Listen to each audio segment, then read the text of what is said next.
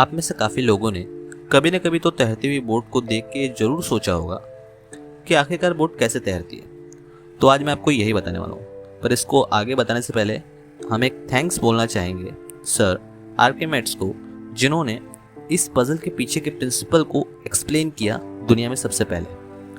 आर्किमेड Greek के एक scientist थे जिनका जन्म 287 BCE में हुआ था, और जो प्रिंसिपल उन्होंने हमें बताया था उस प्रिंसिपल को हम बोयांसी और आर्किमेडिक प्रिंसिपल के नाम से भी जानते हैं। और according to Archimede principle, the force exert on object in a fluid मतलब water is equal to the weight of fluid displaced by the object. मतलब जब ऑब्जेक्ट फ्लूइड में होता है मतलब वाटर में होता है, तो जो फोर्स उस पर एक्सर्ट होता है वो इक्वल होता है उस फ्लूइड के वेट का जो उस ऑब्जेक्ट की वजह से डिस्प्लेस्ड हुआ है।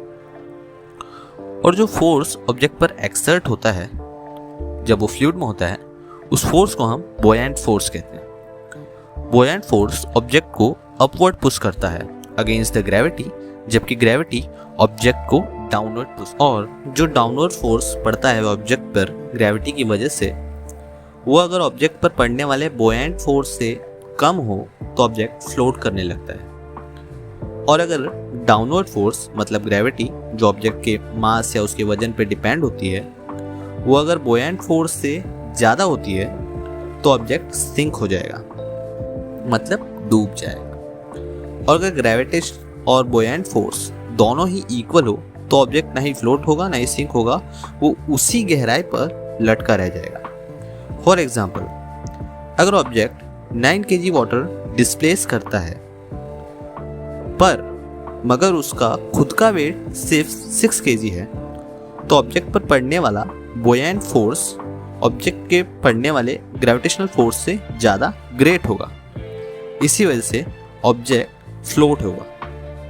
और इन सेकंड केस, अगर ऑब्जेक्ट 6 kg वाटर डिस्प्लेस करता है और ऑब्जेक्ट का वेट 9 kg है, तो ऑब्जेक्ट पर पड़ने वाला डाउनवर्ड फोर्स ग्रेविटी के से वजह से जो पड़ता है वो ऑब्जेक्ट पर पड़ने वाले बोयेंट फोर्स से ज़्यादा होगा। तो इसी वजह से ऑब्जेक्ट फ्लोट ना होकर सिंक हो जाएगा मतलब डूब जाएगा। जो आर्किमेड प्रिंसिपल का फॉर्मूला है, जिसे हम बोयेंसी का फॉर्मूला भी बोलते हैं, वो है ये, जिसमें FB का मतलब है बोयेंट फोर्स और P का मतलब है डेंसिटी ऑफ फ्लूइड मतलब वाटर, और G का मतलब है ग्रेविटेशनल एक्सेलरेशन मतलब ऑब्जेक्ट पे पड़ने वाला ग्रेविटेशनल फोर्स, और V का मतलब है वॉल्यूम ऑफ ऑब्जेक्ट। और जैसे कि मैंने आपको अपनी प्रीवियस वीडियो में बताया था कि स्पीड और वेलोसिटी के बारे में, उन्हीं की तरह बोयेंट फोर्स को न्यूटन में मेजर किया जाता है।